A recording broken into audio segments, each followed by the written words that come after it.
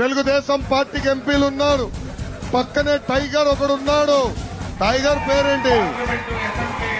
రామ్మోహన్ నాయుడు. ఆంధ్ర రాష్ట్రానికి ఇది ఇవ్వండి, ఈ పరిశ్రమలు తీసుకురండి, ఇక్కడ పెట్టుబడి పెట్టించండి అని పార్లమెంట్ సాక్షిగా మన తరపున మన కోసం పోరాడారు.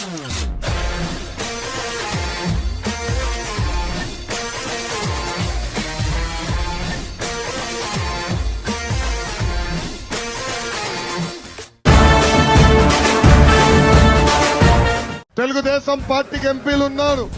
పక్కనే టైగర్ ఒకడున్నాడు. టైగర్ పేరేంటి? రామ్మోహన్ నాయుడు.